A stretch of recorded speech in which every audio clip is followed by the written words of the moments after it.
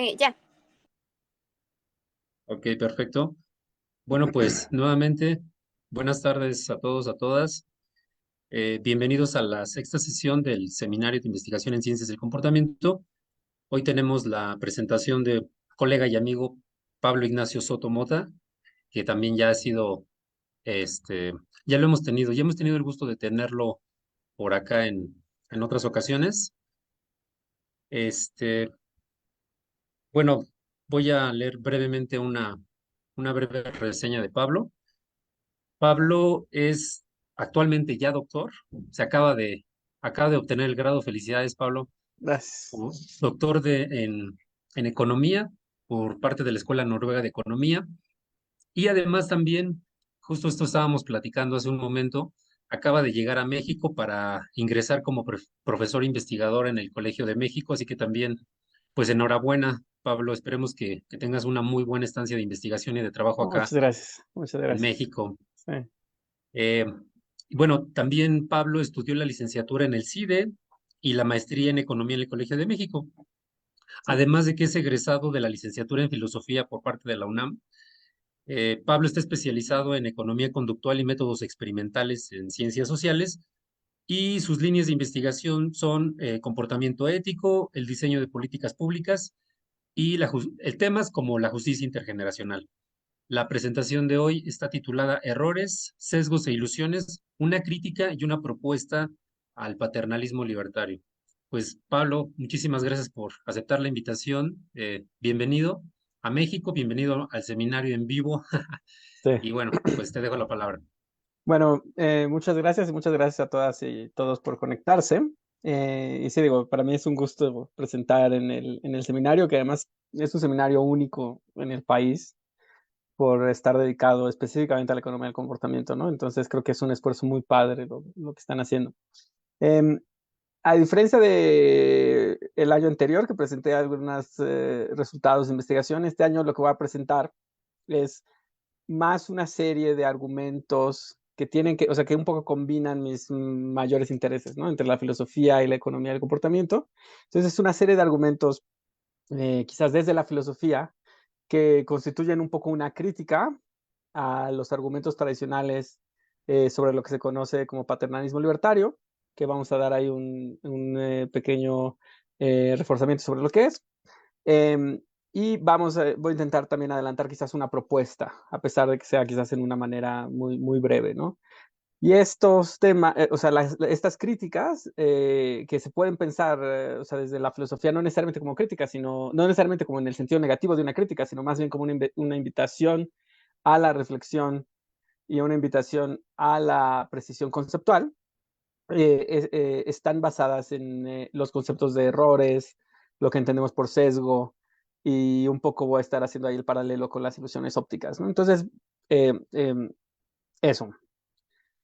Y todo, digamos, va en camino a dialogar con la literatura en economía del comportamiento que está, digamos, convencida, o a aquellas personas dentro de la economía del comportamiento que están convencidas o convencidos por el paternalismo libertario, que ha sido propuesto pues por muchas personas, pero principalmente por Richard Thaler y Carl Sonstein, en donde pues lo que ellos proponen es que el gobierno está facultado para utilizar los sesgos cognitivos, para utilizar mecanismos conocidos en psicología, eh, para poder un poco empujar, motivar ciertos comportamientos que son más deseables. Y un poco lo que dicen es que la idea es que las personas estén mejor, tengan una mejor calidad de vida de acuerdo a ellos mismos, ¿no?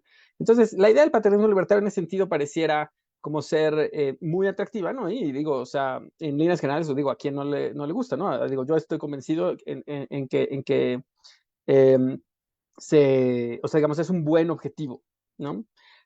A pesar de que, pues sí hay algunas dudas sobre qué tanto el gobierno puede estar legitimado para utilizar este tipo de herramientas sin que podamos empezar a hablar, por ejemplo, cosas de manipulación o qué tan riesgoso puede ser que el gobierno implemente este tipo de políticas públicas, ¿no? Y un poco de todo esto es de lo que se trata la presentación. Entonces, simplemente para recordar cuál es el argumento del paternalismo libertario, que estoy seguro que las personas que se han conectado en otras veces en este seminario, pues digo, estarán ya muy familiarizados o familiarizadas, pero el argumento es digo, para entenderlo, pues hay que recordar simplemente tres conceptos, ¿no? Uno es la idea de sesgo cognitivo, que es una desviación sistemática en el comportamiento de las personas respecto a la predicción de la teoría de la elección racional, en donde la teoría de la elección racional pues es una teoría muy sencilla, muy simplificada del comportamiento humano, básicamente diciendo que las personas siempre tomamos las mejores decisiones de acuerdo a nuestras preferencias y de acuerdo a nuestras posibilidades. Y los sesgos cognitivos son la evidencia, son esos fenómenos que se han ido encontrando poco a poco de desviaciones sistemáticas respecto a ese ideal teórico, ¿no? Por otra parte, está este concepto de arquitectura de las decisiones, que pues básicamente es el concepto en el cual se toma una elección, ¿no? O sea, y un poco el argumento es que ninguna elección se hace en el vacío, sino que siempre estamos contextualizados, ¿no? Y un poco sumando esas dos, pues las arquitecturas de las decisiones pues nunca son neutrales, ¿no? Y al final, para entender el argumento del paternalismo libertario, pues se intenta llegar a esta idea de error de la decisión, ¿no? Y un error de la decisión sería una situación en la cual una persona elige algo que disminuye su bienestar individual, ¿no? Y quizás el ejemplo, un ejemplo sencillo puede ser, por ejemplo, pues prácticamente, ojalá todas las personas sepan que fumar no es una actividad sana, ¿no? No es un hábito sano, y muchas personas que fuman lo saben, y muchas personas que fuman desearían no fumar, ¿no? Y muchas personas que fuman intentan dejar de fumar, pero recaen, ¿no? Desde el punto de vista de la teoría de elección racional, eso no tendría mucho sentido, porque pues digo, o sea, si la persona decidió dejar de fumar, pues debería quizás de poder, pero sabemos que existen otros fenómenos que evitan que ocurra eso, y entonces las personas terminan cometiendo un error, ¿no? Que es disminuyendo su bienestar individual por no poder tomar la decisión que más les conviene. Entonces, por poner otro ejemplo, podemos pensar en los sesgos que seguramente en otras sesiones han visto, como el sesgo de status quo, el sesgo de disponibilidad, el efecto de las normas sociales, pues, o sea, digamos, dirige nuestro actuar, nuestras elecciones en una dirección particular. Por ejemplo, el sesgo de status quo dirige o sea, es el fenómeno de que tendemos a quedarnos con las opciones por defecto, ¿no? El sesgo de disponibilidad quiere decir que pues tendemos a darle más importancia a esas opciones que tenemos más a la vista, ¿no? Y el efecto de las normas sociales, pues es esta idea de tendemos a seguir lo que hacen los demás o lo que creemos que los demás esperan de nosotros, ¿no? Podemos pensar cómo estos sesgos afectan nuestras decisiones en contextos específicos. Por ejemplo, si llegamos a una tienda de conveniencia en donde están los chocolates en la caja y quizás la persona en la caja nos pregunta, no quiero este chocolate, y quizás hasta le añade,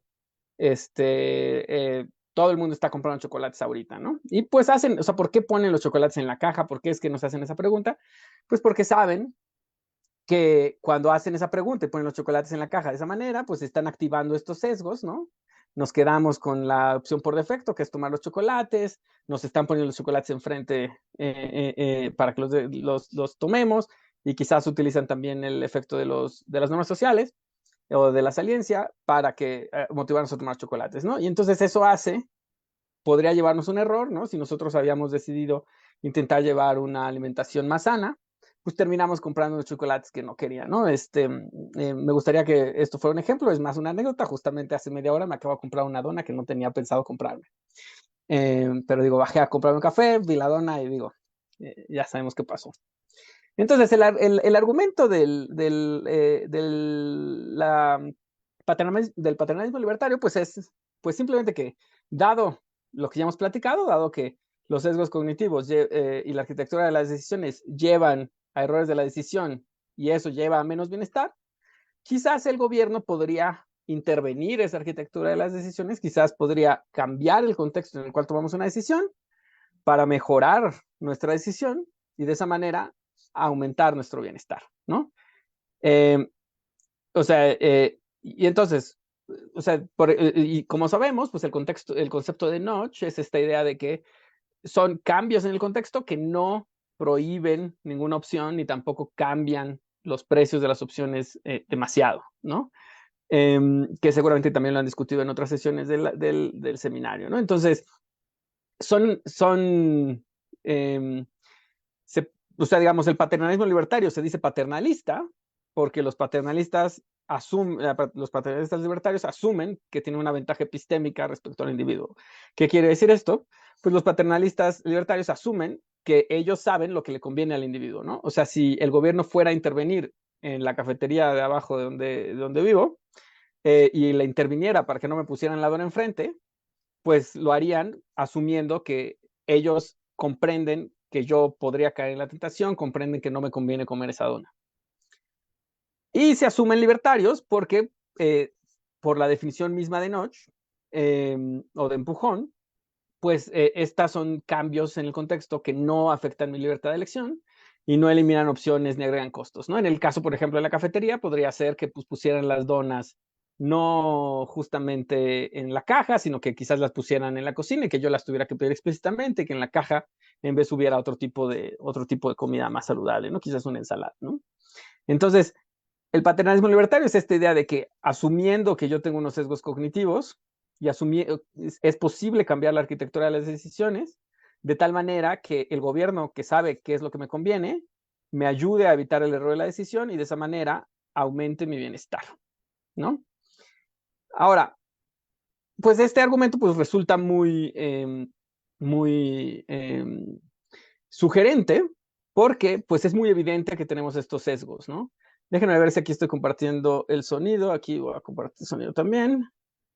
Porque, digamos, o sea, digamos, podemos ver estos sesgos en muchísimos lados, pero, por ejemplo, o sea, digamos, estos sesgos, pues simplemente revelan mucho de cómo pensamos las cosas y o sea, cómo tomamos decisiones, a veces no nada más pensando en lo que conviene materialmente o económicamente, sino que le añadimos otras cosas, ¿no? A veces le añadimos sentimientos, a veces le añadimos, a veces es que no podemos tomar decisiones tan rápido como quisiéramos, este tipo de cosas, ¿no?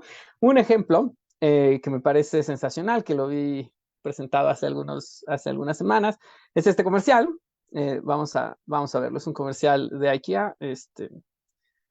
IKEA no me pagó porque les pusiera esto, pero a ver, ahí lo están viendo, ¿ah?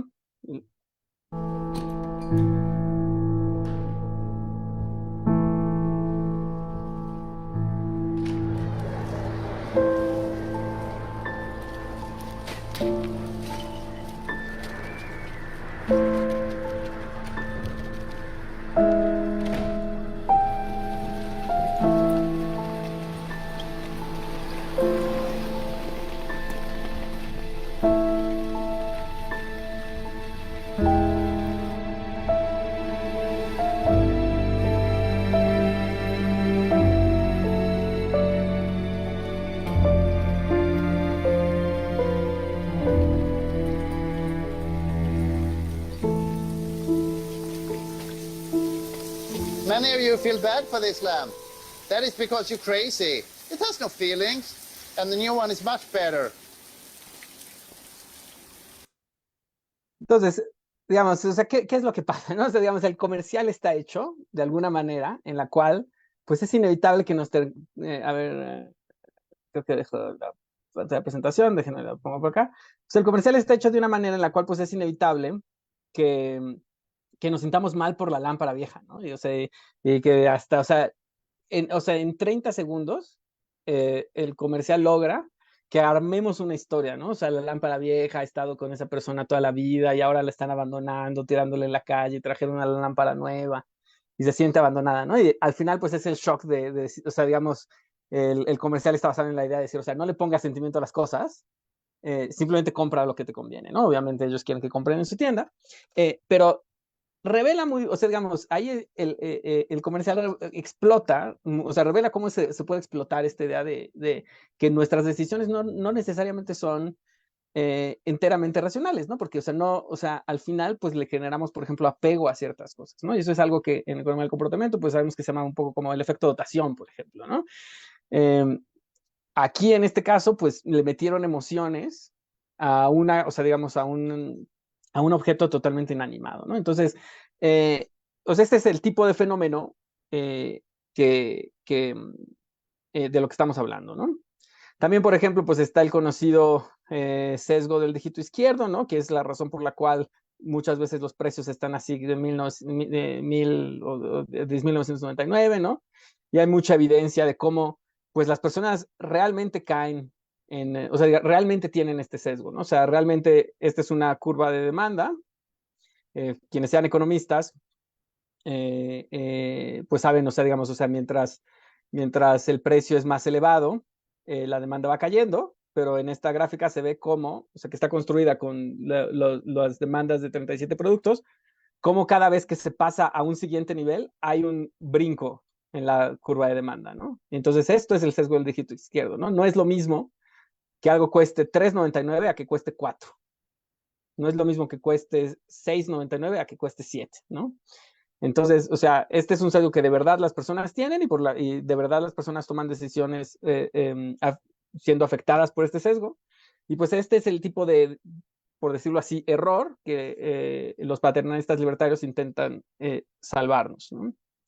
O, por ejemplo, la donación de órganos, ¿no? Esta es quizás una de las gráficas más famosas en la economía del comportamiento, en donde pues, los investigadores compararon las tasas de donantes de órganos en distintos países, en donde, pues, por ejemplo, pues en Dinamarca menos del 10%, en Holanda apenas del 20%, en Reino Unido un poquito menos del 20%, en Alemania como el 15%, pero en Austria el 100%, en Bélgica casi el 100%, así, ¿no? Entonces, o sea, invitándonos a comparar nada más, por ejemplo, Alemania y Austria, que son dos países muy similares entre sí, pues, ¿qué está pasando? ¿No? O sea, ¿cuál es la diferencia? Y pues los investigadores han propuesto pues, que la diferencia es simplemente el default, ¿no? El status quo, ¿no? En Austria se asume o se asumía en ese momento que uno era donante de órganos hasta que dijera lo contrario, y en Alemania se decía que uno no era donante de órganos hasta que se dijera lo contrario. Y entonces, por este sesgo que tenemos a dejar las opciones por defecto, a no cambiar de estado, pues eso pasa, causa o causaba, si es que no ha cambiado la política desde entonces, que muy pocos alemanes deciden donar órganos, mientras que muchos austriacos deciden donar órganos, ¿no? Entonces, pues, o sea, digamos,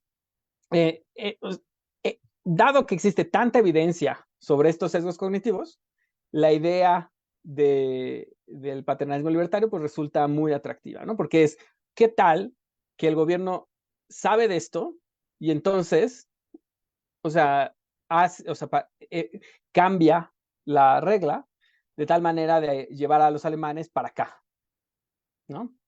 ¿Qué tal que el gobierno afecta la arquitectura de las decisiones sin cambiar costos, sin eliminar opciones, para evitar errores de la decisión? Porque pues cuando se les pregunta a los alemanes, muchos alemanes dicen, no, yo sí quisiera donar órganos. Ah, pero entonces haz tu registro como donante de órganos. Y dicen, ah, sí, mañana, ¿no? Y mañana pues no lo hacen, ¿no? Entonces, un poco, o sea, y ahora, o sea, un poco ese es el argumento, ¿no? Y ahora, ¿qué es lo que yo quiero de esta sesión? Pues es un poco lo que, como diríamos en filosofía, ejercitar un argumento sobre un argumento que ofrezca una mirada crítica a la idea de que podemos inequívocamente decir que un sesgo cognitivo provoca un error de la decisión, ¿no? O sea, en este argumento lo que yo quiero criticar o poner en duda o, digamos, invitar a la reflexión es que realmente podemos pasar de aquí para acá. Y para eso, pues eso, voy a proponer algunas preguntas que pueden motivar una discusión conceptual sobre lo que entendemos por sesgo, sobre lo que entendemos por error en las decisiones de las personas. Y un poco la idea, pues es, digo, al final, pues yo soy un economista del comportamiento y mucho de mi trabajo, no nada más como académico, sino también, digo, o sea, a veces trabajo como consultor, por ejemplo, pues se podría considerar como parte del paternalismo libertario, ¿no? Entonces, y digo, en líneas generales a mí me convence esta perspectiva, pero sí creo que es necesario hacer un análisis de cuándo es responsable utilizar la economía del comportamiento en políticas públicas y cuándo no, ¿no? Porque sí hay un momento en donde las políticas públicas basadas en la economía del comportamiento podrán convertirse en políticas públicas que manipulen a los demás, ¿no? Y la idea es contribuir a la discusión y saber, bueno, cuál es el límite, de qué nos tenemos que cuidar, qué es lo que tenemos que tomar en cuenta. Y para poder hacer eso, en un primer momento, lo que voy a discutir es un poco preguntar, bueno, ¿en qué sentido podemos decir que un sesgo cognitivo provoca errores? O sea, ¿qué quiere decir? O sea, tenemos la teoría de la elección racional, que es una cosa muy simplificada, y hemos dicho que los sesgos cognitivos son desviaciones de las predicciones de esta teoría. Y una primera pregunta sería, bueno, ¿qué tanto eso es un error? ¿No? Ya lo discutiremos. Y por otro lado, preguntarse si realmente podemos decir que alguien cometió un error al tomar decisiones. O sea, si alguien, por ejemplo, que me hubiera visto hace media hora comprar la dona, hubiera podido decir sin equivocarse, Pablo está cometiendo un error.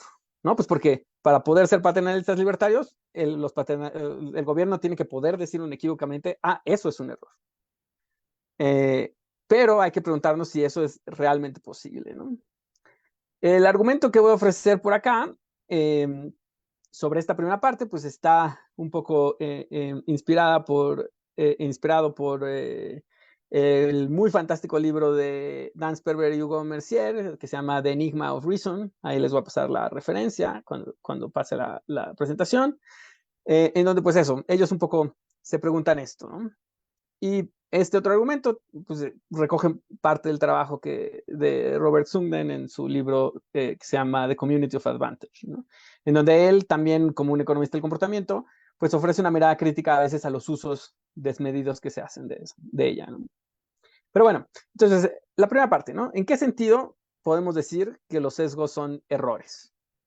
Y para eso, recordemos un momento sobre, bueno, o sea, ¿qué es la teoría de la elección racional de verdad?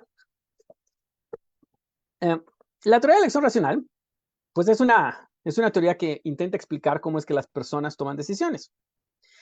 Y un poco la historia, muy simplificada, pues es la siguiente, ¿no? O sea, que las personas piensan en sus opciones, ¿no? Y luego las personas tienen un conjunto de preferencias, ¿no? Dicen, por ejemplo, esta persona dice, no, pues a mí me encanta vamos a decir, la camisa verde, me gusta bastante la camisa azul, no me gusta la camisa roja, ¿no? Entonces las personas, la teoría racional dice, mira, cuando las personas toman una decisión, lo que hacen es considerar sus opciones, luego consideran sus preferencias y el dinero que tienen o los recursos que tienen, y a partir de la interacción entre estas dos, toman la decisión que los hace más felices dentro de lo posible, ¿no? En este caso podemos, por ejemplo, adivinar que quizás no le alcanzaba a esta persona para la opción verde, porque de otra forma la habría tomado, ¿no? Entonces, la teoría de elección racional, pues lo que dice es que las personas toman decisiones de esa manera, ¿no? Y veamos que pues no necesariamente tiene que ser esto dinero, ¿no? Puede ser tiempo. Ustedes podrían hacer muchas otras cosas con su viernes a la 1 de la tarde, ¿no? O sea, estoy seguro que esta no era su única opción. Y pues la teoría de elección racional dice, bueno, ustedes lo que hicieron fue considerar sus opciones, vieron qué cosas les hacían más felices que otras, vieron cuánto tiempo tenían y a partir de eso tomaron la decisión, ¿no? Y para mi gusto tomaron la decisión de conectarse, ¿no? Entonces, pues esta teoría es muy general, es muy simple, simplemente se basa en la comparación de preferencias y recursos, y los economistas decimos que esta comparación se hace a través de un proceso de maximización, en el cual pues las personas lo que están maximizando es su felicidad, ¿no? Eso es la teoría de elección racional, ¿no? Ya todo lo demás pues son explicaciones, detalles, muchas derivaciones matemáticas, ¿no? Y pues, Perdón, Pablo. ajá. Hay una pregunta, no sé si Ah, José sí, Alberto. claro. Hola, ¿Qué tal? hola.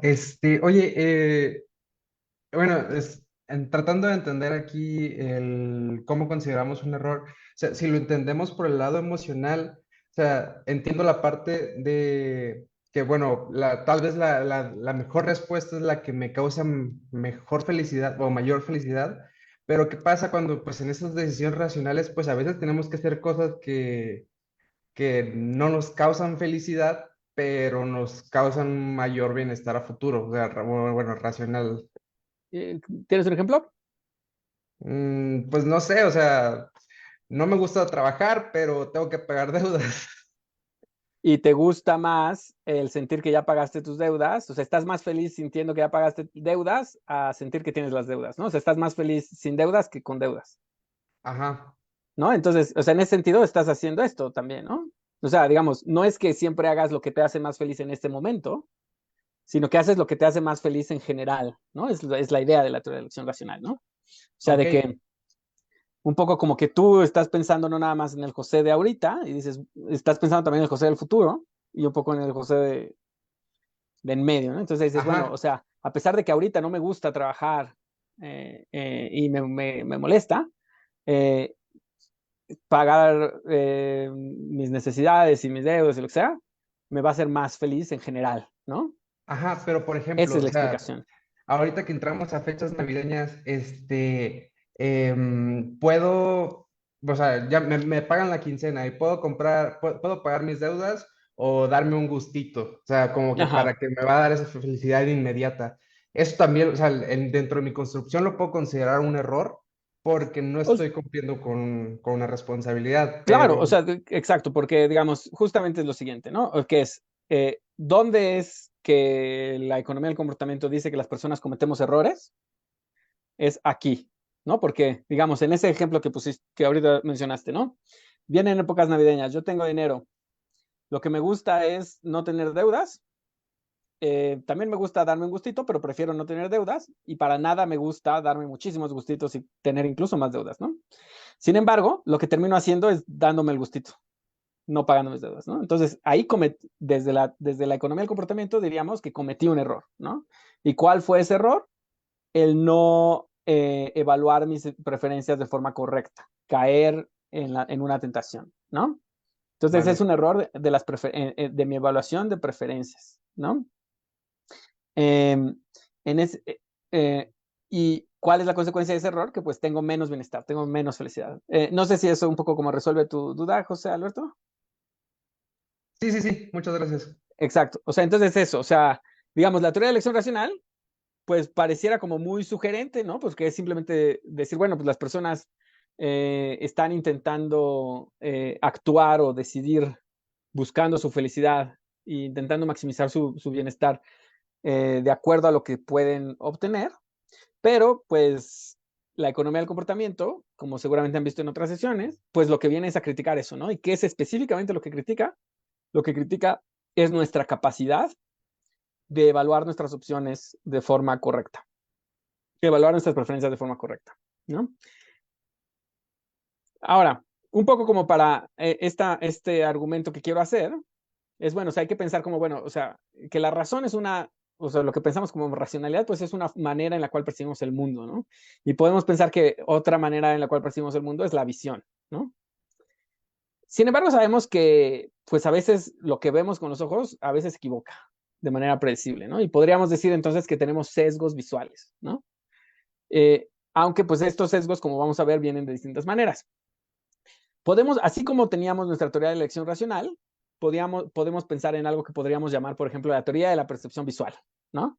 En donde diría algo así como, mira, existe el mundo, existen las cosas en el mundo, y después esas cosas en el mundo son vistas por tus ojos, y después tus ojos le mandan o sea, le mandan esa información a tu cerebro, y después esa información a tu cerebro, pues, o sea, digamos, ya la tienes en la mente, ¿no? Entonces, de esa manera es que de los objetos del mundo pasan a tus ojos, de tus ojos al cerebro, del cerebro, pues ya la tienes en tu conciencia, ¿no? Sabemos nosotros que esto no pasa realmente así, ¿no? O sea, en psicología, pues sabemos que existe una diferencia entre la sensación, ¿no? Y la percepción, ¿no? O sea, este salto, ¿no? De los ojos al cerebro, del cerebro a lo que conscientemente estamos tomando en cuenta, no, no es perfecto, ¿no? Existen sesgos visuales, ¿no? Que les llamamos también ilusiones ópticas, ¿no? Y pues, o sea, digamos, hay muchos ejemplos de estas ilusiones ópticas, como por ejemplo, pues esto, ¿no? Entre los cuadros A y B, ¿cuál es el color más claro? Pues, o sea, tendemos a decir que el B es el color más claro, ¿no? O sea, nuestros ojos lo ven así. Sin embargo, pues ven, o sea, digamos, basta poner unas barras del mismo color que crucen toda la imagen y nos damos cuenta que no, que en realidad eh, tanto A como B son del mismo color, pero las vemos distintos, ¿no? Es una ilusión óptica en donde yo estoy seguro que prácticamente todos cayeron ahorita, ¿no? A menos de que sean daltónicos o algo así, porque nuestro cerebro funciona así, ¿no? Eh, Otra, por ejemplo, pues esto, ¿cuál de estos dos círculos es más grande? ¿No? Pues, o sea, tendemos a sentir que este círculo es más chiquito y que este círculo es más grande, pero pues en realidad, pues los dos círculos son del mismo tamaño. Lo que pasa, pues es que nuestros ojos tienden a ver este más chiquito porque está rodeado de círculos grandes, este círculo grande está rodeado de círculos chiquitos y entonces pues eso genera la ilusión óptica, ¿no? Es un error, ¿no? ¿O cuántos puntos hay aquí? ¿No? O sea, digamos, es un poquito desesperante, ¿no? En realidad hay, creo que 12 puntos o 14 puntos, pero la cosa es que dependiendo de dónde veas, pongas tus ojos en la imagen, puedes ver unos, pero dejas de ver los demás, ¿no? Nuestros ojos simplemente funcionan así, hay 12 puntos, pero no podemos verlos al mismo tiempo, ¿no? Dado que esto es una desviación de nuestra teoría, de lo que un poco de juego le llamamos la teoría de la percepción visual, podríamos llamarle a este fenómeno, que son ilusiones ópticas, le podríamos llamar sesgos visuales, ¿no? O sea, caen en la misma categoría que los sesgos cognitivos, en los que se basa la economía del comportamiento, nada más que son visuales, ¿no? Por ejemplo, ahora, veamos otros ejemplos, ¿no? Por ejemplo, ¿no? O sea, imagínense que alguien les pregunta, ¿cuántos rostros humanos hay en esta foto? ¿No?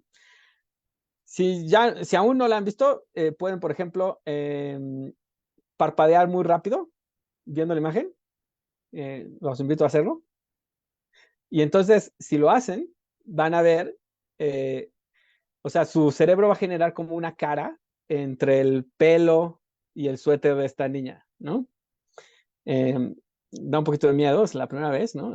Porque así, entonces, si les preguntan cuántos rostros humanos hay en esta foto, ustedes podrían decir, pues 2, ¿no?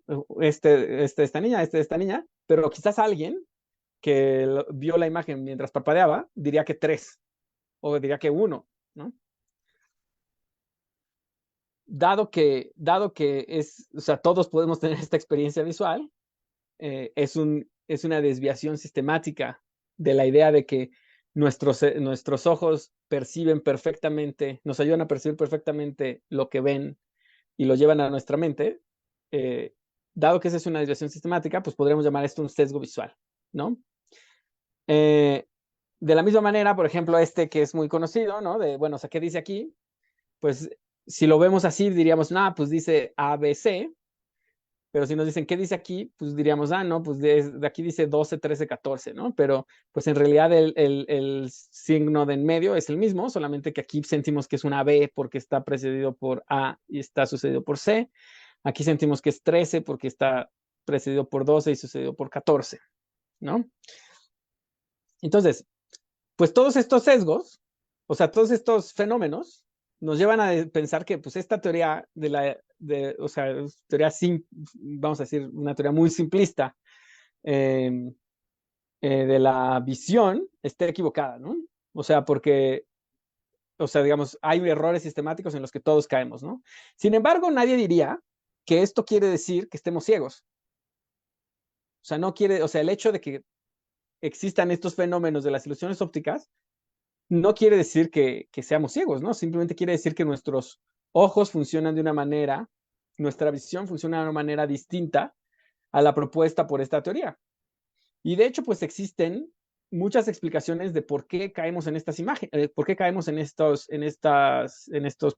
sesgos, ¿no? En estas ilusiones ópticas, ¿no? O sea, nuestro cerebro no evolucionó con la idea de ver imágenes en plano. Nuestro cerebro evolucionó con la idea de ver imágenes en tridimensional. Y entonces evolucionó también en una situación en la cual, pues, lo que da más luz es el sol, y entonces de esa manera nuestros ojos funcionan de una forma en la cual, cuando vemos una sombra, ¿no? Tendemos a asumir ciertas propiedades en lo que está dentro de esa sombra, ¿no? Y entonces nuestro cerebro está generando una imagen tridimensional de este objeto, ¿no? Porque pues así funciona y así es como vemos la naturaleza, ¿no? Lo mismo o sea, digamos, evolucionamos, o sea, estamos adaptados a ver el mundo natural, no estamos adaptados a ver imágenes abstractas como esta. Entonces, pues es natural que caigamos en este tipo de problema, ¿no? Lo mismo, por ejemplo, o sea, nuestro cerebro, si algo es bueno, o sea, si hay algo para lo que es bueno, es para detectar rostros, ¿no? Entonces, incluso no se necesitan grandes cosas para que tu cerebro genere un rostro. Y entonces, o sea, el cerebro agarra pequeñas cositas con las cuales se puede generar esta ilusión, ¿no? Entonces, pues existen muchas buenas razones que explican por qué esta teoría es incompleta, ¿no? Y simplemente diríamos, bueno, esta teoría es una simplificación de la visión, no quiere decir que estemos ciegos, ¿no? De la misma manera, pues no quiere decir, o sea, digamos, los sesgos cognitivos en ningún sentido quieren, o sea, deberíamos de poder decir que quiere decir, los sesgos cognitivos quieren decir que seamos irracionales, ¿no? Y eso un poco en contraste con mucha de la literatura en economía del comportamiento que pues un poco al menos se basa o expresa de que, bueno, que la economía del comportamiento estudia la irracionalidad de las personas. Eso siempre a mí me ha un poco como dado un poquito de repelús por esta idea, ¿no? De decir, bueno, o sea, si no decimos que somos ciegos por las ilusiones ópticas, no deberíamos decir que somos irracionales por los sesgos cognitivos, ¿no? Porque o sea, los sesgos cognitivos son un poquito, es el mismo tipo de fenómeno, ¿no? Son nuestro cerebro tomando decisiones, evaluando de una manera no óptima en un contexto determinado, ¿no? Así como las ilusiones ópticas son nuestro cerebro generando, o sea, ciertas percepciones, o sea, nosotros percibimos ciertas cosas que no son perfectamente adaptadas a la imagen que está enfrente de nosotros, ¿no? Entonces, esto un poquito, o sea, para criticar o invitar a hacer una precisión en nuestro lenguaje, en donde pues sí, los sesgos son desviaciones de la teoría de elección racional y sí, es verdad que frecuentemente utilizamos la palabra racional para decir inteligente, ¿no?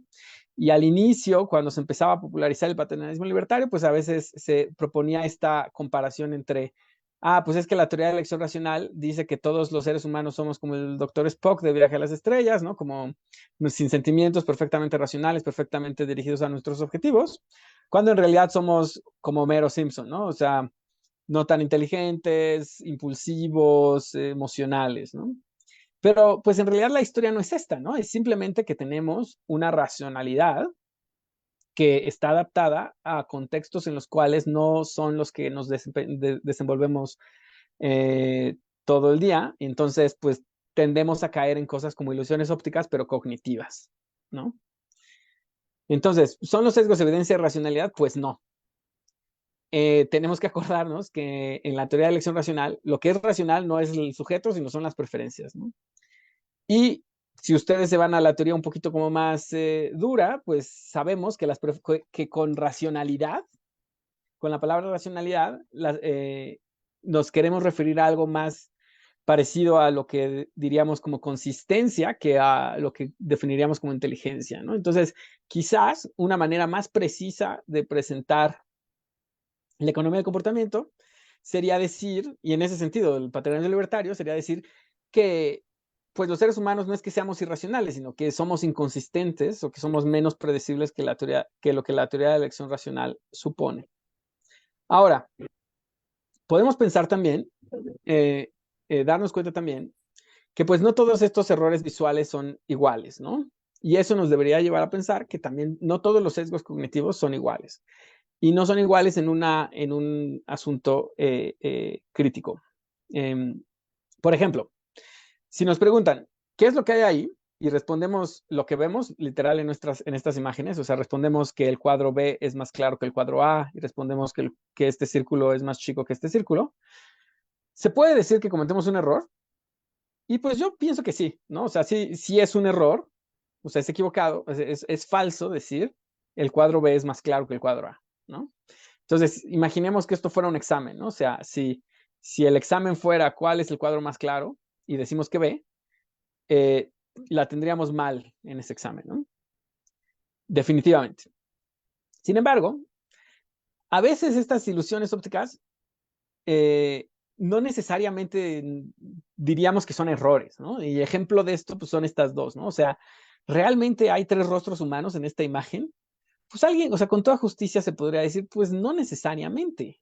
O sea, en algún sentido sí hay 3 rostros humanos, pero pues depende mucho de cómo lo veas y para ver el tercer rostro, pues incluso uno tiene que hacer ahí esto de parpadear mucho o quitarse los lentes y acercarse mucho, cosas así, ¿no? Y en este caso, realmente sería un error decir que este signo es la letra B, Pues no, porque pues el significado de un signo, pues siempre es como contextual, ¿no? Y entonces, pues, o sea, no es tan sencillo decir que esto es un error, a pesar de que también es un poco como una ilusión, ¿no? Entonces, este tipo de errores visuales, a veces sí son errores. Este tipo de sesgos visuales, a veces sí son errores y a veces no son errores, ¿no? A veces simplemente son fenómenos de cómo funciona nuestro cerebro y no necesariamente los podríamos calificar de errores, ¿no? Y otras veces es menos claro, ¿no? O sea, realmente podemos, o sea, podemos decir que no ver los 12 puntos es un error. Pues no necesariamente, porque sí podemos ver los 12 puntos, solamente que no los podemos ver al mismo tiempo, ¿no? Entonces, a veces, a veces es poco claro si algo es un error o no. Ahora, también hay otra distinción. Está la distinción de que algunos errores basta con que nos los expliquen una vez para que ya no los cometamos, ¿no? Entonces, si alguien les pregunta qué signo es el que está aquí en medio, estoy seguro que muchos o muchas de ustedes van a decir algo como, mira, depende de cuál sea lo que está los otros signos, ¿no? O sea, en este caso, este signo es la B, pero en otro caso podría ser otra cosa, ¿no? También, pues en otro caso, si lo ves así horizontal, podría ser quizás una montaña muy extraña, ¿no? Em, digo, eso, ¿no? O sea, digamos, siempre depende un poco del contexto, ¿no? Y podrían decir eso porque pues ya recibieron la explicación de este sesgo visual, ¿no? Entonces ya no cometerían ese error. Sin embargo, existen otros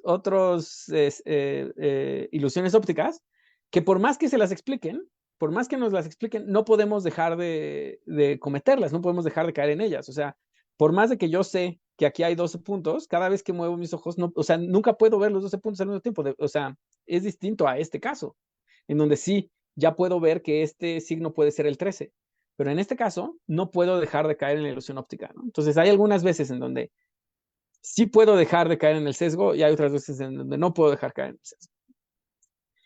Y entonces, pues la pregunta, o digamos el punto central de esta crítica, es pensar, bueno, si estos errores son distintos, deberían de ser corregidos de forma distinta, ¿no? O sea, por ejemplo, si es posible corregir un sesgo cognitivo con información sobre el mismo, pues quizás lo que deberíamos de hacer es informar nada más, ¿no? Y si no es posible corregir un sesgo, pues sí vale la pena preguntarnos si el gobierno debe intervenir, ¿no? O sea, pensemos, por ejemplo, en el caso este,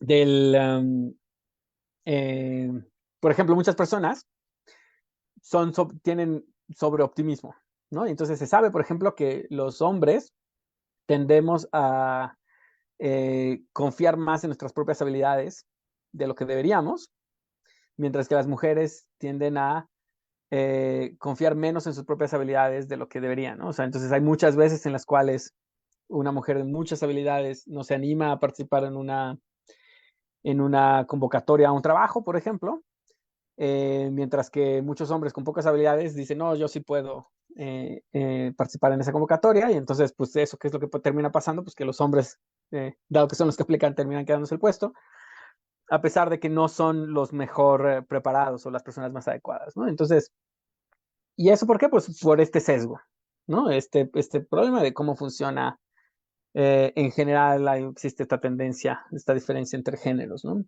Eh, ¿Qué es lo que deberíamos de hacer? ¿Deberíamos quizás utilizar otro sesgo para resolver ese problema? O quizás simplemente no deberíamos de utilizar ninguna herramienta, o sea, no es necesario que utilicemos una herramienta de la economía del comportamiento, simplemente debemos de informar, ¿no? Simplemente debemos de dar información y decirle a las mujeres, oye, date cuenta que tienes este sesgo, no vayas a quedarte fuera de la convocatoria por este sesgo, ¿no?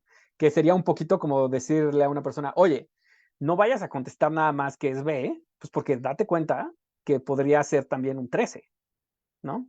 Entonces, algunas de las aplicaciones en las cuales se utiliza la economía del comportamiento, quizás basta con información, ¿no? Y no se necesita utilizar nada más, ¿no? Que ahí, pues sí, habrá una discusión sobre qué tanto dar información es un empujón en sí, es un notch en sí, pero digamos, es una medida que podrá considerarse quizás como muy tradicional, ¿no? No necesariamente específica de la economía del comportamiento, ¿no? Caso distinto es cuando no es posible corregir un sesgo, ¿no? O sea, porque ahí podría uno pensar, bueno, ahí sí, quizás el gobierno debería de intervenir, ¿no? O sea, podemos pensar, por ejemplo, tenemos un sesgo que es el sesgo por el presente, que pues lo que dice pues, es que desmedidamente tendemos a preferir nuestro bienestar presente respecto a nuestro bienestar futuro. Entonces, esa es una de las razones por las cuales, por ejemplo, las personas tendemos a no ahorrar para nuestro retiro, ¿no? Eh, y ese es un gran problema, porque digo, o sea, yo espero que todas y todos ustedes estén ahorrando para sus retiros y ya están trabajando, eh, pero no me sorprendería si no lo están haciendo, ¿no? Porque pues todas las personas tenemos este sesgo, ¿no? Y entonces, quizás en ese tipo de situación, y es bien difícil, pues porque a pesar de que nos los expliquen, a pesar de que constantemente vemos campañas de información al respecto y cosas así, eh, seguimos sin ahorrar, ¿no? Entonces, quizás ahí sí el gobierno podríamos discutir si vale la pena que el gobierno intervenga de alguna otra manera, ¿no? Quizás utilizando economía del comportamiento. Entonces, bueno, eso por una parte, ¿no? Es invitar a meditar sobre cómo podemos hablar de manera más precisa sobre esta relación entre lo que es un sesgo y lo que es un error. Porque muchas veces en la literatura y en las aplicaciones lo que siento es que sesgo y error se utilizan casi como sinónimos, ¿no? Y siento que este símil con las ilusiones ópticas revela que no son necesariamente sinónimos, ¿no? Ahora, eh, vamos a la segunda parte, ¿no? Que esta segunda como crítica, que un poco lo que pregunta es, bueno, podemos estar, o sea, digamos, independientemente de lo que ahorita hablamos, independientemente esto de las ilusiones ópticas y esto, ¿podemos estar seguros de que alguien cometió un error simplemente viendo lo que decide? O sea, de nuevo, en este caso de los chocolates, ¿no? O pensemos en el caso de las donas, ¿no? O sea, si alguien me hubiera visto comprando esa dona, sin temor a equivocarse, esa persona pudo haber dicho, esta persona se está equivocando, o sea, Pablo se está equivocando. ¿Es de verdad posible que alguien diga eso? ¿No? Y eso, o sea, eso es lo que se considera, es lo que se llama la objeción epistémica a los empujones, ¿no? Lo que le podemos llamar la objeción epistémica a los empujones, porque lo que quiere decir es que el gobierno, los paternalistas libertarios, no hay manera o es difícil pensar cómo es que los paternalistas libertarios podrían estar seguros de que están resolviendo un error, de que están corrigiendo un error. No hay manera en la cual puedan estar seguros que alguien está haciendo algo en contra de sus preferencias. Y la razón es que, como veremos ahorita, pues no es tan trivial decir que podemos saber con certeza cuáles son las preferencias de los demás. Porque pensemos, por ejemplo, que dada esta situación, o sea, en este ejemplo de los chocolates, ¿no? O sea, el gobierno dice, mira, los niños están comiendo muchos chocolates, muchos más chocolates de los que deberían, y la razón de eso es que pues, se los ponen enfrente en las tiendas de conveniencia, y además les hacen siempre la pregunta de, ¿no se quiere llevar un chocolate por 10 pesos? Y entonces, pues eso activa estos sesgos, y eso hace que los niños compren, o que las personas adultas también compren más chocolates de lo que quieren, a pesar de que lo que quieren en realidad es tener una alimentación saludable, ¿no? Entonces, el gobierno puede contratar quizás a un paternalista libertario, y entonces el paternalista libertario propone un notch, ¿no? Y el notch es que en vez de que la pregunta sea, ¿no quiere usted un chocolate por 10 pesos? La pregunta sea, no sé, ¿no quiere usted una fruta por 10 pesos? ¿No? Y que los chocolates más bien estén en un lugar como apartado, ¿no? Puede ser, ¿no? O sea, eso es básicamente, por ejemplo, lo que hicieron con las cajetillas de cigarros, ¿no? O sea, las cajetillas de cigarros, pues les han quitado poco a poco la posibilidad de anunciarse, Se intentó en una regulación hace poco que ya ni siquiera las tiendas las pudieran tener a la vista. Y un poco la lógica era justo esto, ¿no? O sea, no activar el sesgo de disponibilidad, no activar el efecto de saliencia, ni el sesgo de status quo para los fumadores, de tal manera que simplemente cambiando la organización de la tienda, las personas cambiaran su decisión, ¿no? Ahora, ¿qué es lo que pasa?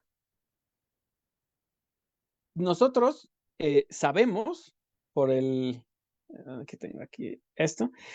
O sea, el argumento se basa en que no hay arquitectura de las decisiones neutral. Y eso es algo que tanto Thaler como Sunstein remarcan mucho en sus textos, ¿no? Y digamos, es algo que cuando explicamos el paternalismo libertario recalcamos mucho, esta idea de todos, o sea, digamos, en algún sentido los empujones son inevitables porque no hay arquitectura de las decisiones neutral. Siempre estamos siendo afectados por nuestro contexto, ¿no? Nunca tomamos decisiones en el vacío. Entonces, ¿cuál es la crítica? Que si nunca tomamos decisiones en el vacío, ninguna decisión que hagamos en ningún contexto puede revelar cuáles son nuestras preferencias reales, porque siempre nuestras preferencias reales van a estar mediadas por la arquitectura de las decisiones, y entonces es posible que, o sea, en diferentes contextos, en diferentes arquitecturas de las decisiones, tomemos distintas decisiones, pero no podemos saber cuáles de esas dos decisiones es la que realmente refleja nuestras preferencias. Y de esa manera, no podemos saber realmente cuáles son las preferencias de las personas. Pensemos, por ejemplo, que el gobierno en efecto aplica este notch y pensemos que en efecto las personas, una persona en particular, ya no compra chocolate, sino que sí compra la fruta, ¿no? O sea, entonces pensemos que el gobierno obliga a la tienda a hacer este empujón, la tienda ya no pregunta lo de los chocolates, ya pregunta lo de la fruta y vemos que de verdad la persona ya no compra chocolates, sino que compra fruta, ¿no? Y entonces podemos decir, lo logramos, estamos ayudando a esta persona a comer más saludable. Pero puede ser perfectamente, o sea, es perfectamente posible que la persona no compra los chocolates, sino que compra la fruta, a pesar de que lo que le apasiona son los chocolates, más allá de su salud, a pesar de que, por ejemplo, puede ser que esta persona sea un amante de los chocolates, sea un, no sé, chef que pues le gusta probar distintos tipos de chocolates y que está dispuesto o dispuesta a comer chocolates a pesar de que dañe su salud. Pensemos en el caso de los cigarros. Imaginemos que el gobierno de verdad, pongamos el ejemplo, por ejemplo, de las imágenes estas feas que ponen en las cajetillas de los cigarros, ¿no? Bueno, aquí paréntesis, o sea, yo estoy muy de acuerdo en que el gobierno haga cosas en contra del tabaquismo, ¿no? Pero digamos, voy a poner el ejemplo como o sea, un poco por ver cuál es la lógica del argumento, ¿no? Entonces, supongamos que vemos que desde que se ponen esas imágenes en las cajetillas, una persona en particular o un grupo de personas en particular de verdad fuman menos. ¿Podemos estar seguros de que esas personas están mejor que antes? Y pues en realidad no podemos estar seguros de eso, porque es posible que las personas no fumen menos porque les estamos ayudando a tomar la decisión que ellos querrían tomar, sino que en realidad lo que ellos querrían es fumar más y que eso es lo que realmente refleja sus preferencias, pero que el notch pues los está sacando de lo que realmente refleja sus preferencias, que ellos pues en realidad quizás pues les gusta mucho el tabaco y a pesar de que están conscientes de los riesgos para la salud, de los costos de salud, pues quieren seguir haciéndolo, ¿no? Entonces, desde un punto de vista verdaderamente libertario, el noche sería una intervención no legítima del gobierno, ¿no? Entonces, en ese sentido, el paternalismo no sería realmente libertario. El paternalismo libertario no sería realmente libertario, ¿no? Porque dado, o sea, entonces, si todas las decisiones son afectadas por su contexto, no hay manera de conocer las preferencias de las personas simplemente observando su comportamiento. Y entonces no hay ninguna manera para saber si los empujones les están ayudando o les están perjudicando. Y entonces no hay manera de justificarlos basados en su bienestar, ¿no? Entonces, un poco como recapitulando los dos argumentos que he presentado, sea, por un lado, está el problema de que, o sea, está esta situación de que podemos pensar que los sesgos son un poco como las ilusiones ópticas, pero cognitivas, y entonces tenemos que aceptar que no todos los sesgos son errores, y entonces no todos los sesgos tendrían que ser resueltos, sino quizás valdría la pena simplemente dar educación, dar información para que las personas libremente, quienes reciban esa información, reconsideren sus decisiones, ¿no? Eso por un lado. Y por el otro lado hemos hablado sobre esta objeción epistémica al argumento del paternalismo libertario, que lo que propone es esta idea de que pues no hay manera en la cual sepamos cuáles son las preferencias de los demás y por tanto no hay manera de que sepamos si los estamos ayudando o perjudicando, ¿no? Y si el gobierno realmente quiere ayudar a las personas, pues quizás debería de evitar hacer las cosas que podrían llegar a perjudicarles.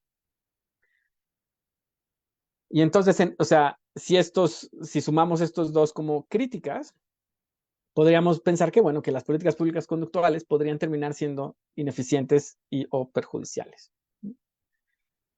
Ahora, ¿por qué esto es importante? Porque, digamos, en la literatura se ha usado la palabra enlodamiento, que digamos que podría ser como una traducción del término sludge, para referir a algo como nudges indeseables o nudges malos, ¿no? Y esto pues nos genera la idea de que pues un nudge es algo que, o sea, como vimos al inicio, es algo que ayuda a las personas, es algo que beneficia a las personas, y en ese sentido un sludge o un enlodamiento sería algo que daña a las personas, que las afecta, ¿no? Sin embargo, no existe realmente consenso en la definición, ¿no? Y para eso, digamos, justamente Luis Enrique Segoviano y un coautor suyo, pues hicieron un artículo muy interesante, ¿no? O sea, comparando los distintos tipos de definiciones que existen en la literatura, ¿no? Y viendo cómo no necesariamente son compatibles entre sí, pues podemos un poco como ver, o sea, que existen como definiciones descriptivas de lo que es un sludge, un poco como decir, como, bueno, o sea, mientras los nudges quitan fricciones, o sea, los nudges tienden a hacer las cosas más fáciles para que las personas se beneficien. Los enlodamientos son fricciones, ¿no? Algunas personas también dicen como que los enlodamientos o los sludges son como nudges pero fallidos, ¿no?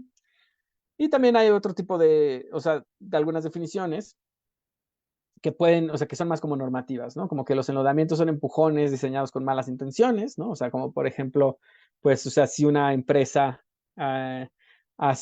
utiliza alguna de las herramientas de la economía del comportamiento no para beneficiar a los consumidores, sino para dañarlos, ¿no? O que los enlodamientos son como políticas públicas conductuales que disminuyen el bienestar individual, ¿no? Y que, si no me equivoco, esta es un poco como la propuesta que presenta Luis Enrique y su coautor, ¿no? Ahora, digamos, un poco pensando en lo que hemos venido hablando, en este tipo de problema, yo lo que quisiera un poco empujar es, o sea, digamos, cómo podemos diferenciar realmente los sludges de los nudges. Y un poco la idea es que este problema pues está íntimamente ligado a esto que hemos platicado, que es la objeción epistémica, porque parece depender de que la política, digamos, o sea, parece que la diferencia entre los sludges y nudges parece depender de si la política pública en particular tiene efectos positivos o negativos. Pero por la objeción epistémica no podemos saber las preferencias de las personas y por tanto no podemos saber si esos efectos son positivos o negativos, ¿no? Esto, pues, a pesar de que parezca que es un problema semántico, pues en realidad tiene implicaciones grandes, ¿no? Tiene implicaciones tanto para la economía del comportamiento, porque pues tiene que ver con esto, cómo entendemos lo que es un sesgo, cómo entendemos lo que es un error, pero también tiene implicaciones prácticas, porque pues tiene implicaciones sobre en qué sentido podemos o no utilizar la economía del comportamiento para resolver problemas públicos.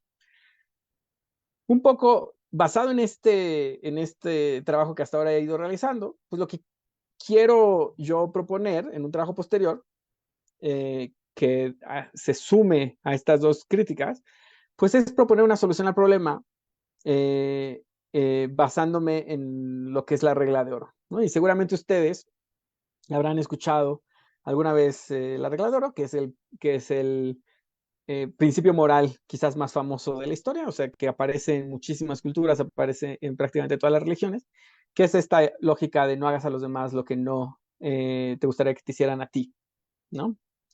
Y en ese sentido, yo creo que una buena definición, o sospecho, a pesar de que esto es un trabajo todavía o sea, estoy generando todavía esos argumentos, o sea, en ese sentido podríamos quizás demarcar los empujones de los enlodamientos, podríamos decir si algo beneficia o no a las personas, no intentando, eh, no intentando saber si realmente disminuyen o aumentan su bienestar individual, porque según yo eso no lo podemos saber por el problema epistémico, sino simplemente preguntándonos si nosotros aceptaríamos que se nos impusiera esa política pública en particular si estuviéramos en la posición de la otra persona, ¿no? Entonces, diríamos, por ejemplo, si yo fuera, a ver acá,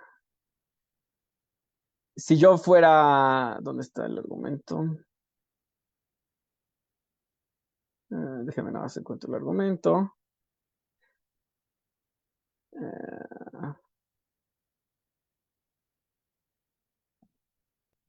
A ver.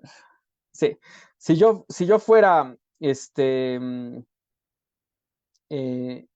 sea, si yo fuera, por ejemplo, la persona, el fumador, yo querría que me pusieran, me hicieran más difícil, ¿no? El fumar. Y por las encuestas y todo, sabemos que sí, porque sabemos que una muy buena parte de los fumadores lo que quieren es dejar de fumar y saben que es un problema para su salud.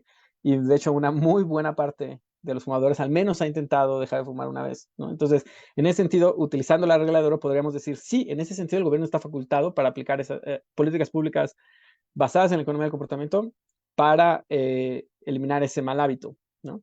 Sin embargo, hay otras cosas en las cuales creo que no necesariamente es así, ¿no? Entonces, un poco la propuesta a largo plazo es, basando en estos dos críticas, proponer la regla de oro como, déjenme ya salto hacia esta, proponer la regla de oro como un principio de demarcación entre notches y slotches, ¿no?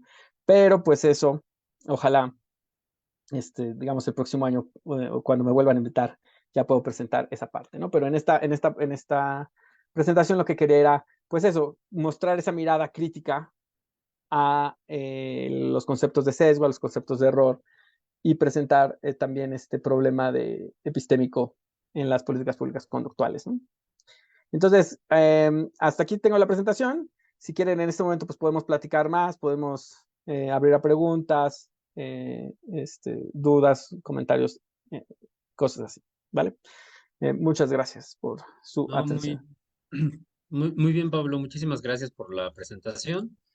Este, Muy interesante. La verdad es que antes de pasar a la parte de preguntas, me gustaría comentarte que creo que toda esta parte de la discusión conceptual que has planteado es una cuestión fundamental. Hay muchas cuestiones a nivel de la teoría y la manera en la que se enseña. Yo tengo una preocupación muy grande de que se populariza la economía del comportamiento con ciertas figurillas, ¿no? Ciertas ideas que la gente adopta de manera un tanto acrítica, ¿no? Desafortunadamente. Y creo que sí, efectivamente, llevan a una tergiversación conceptual y también de alcance, ¿no?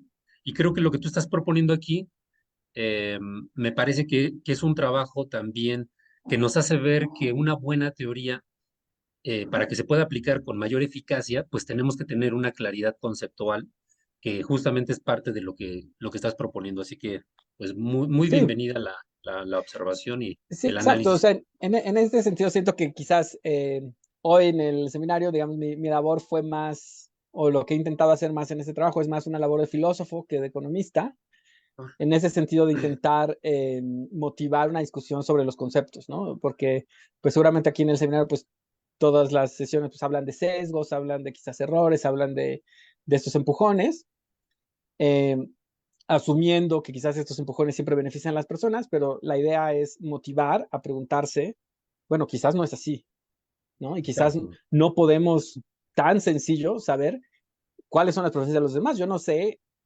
o sea, ¿no?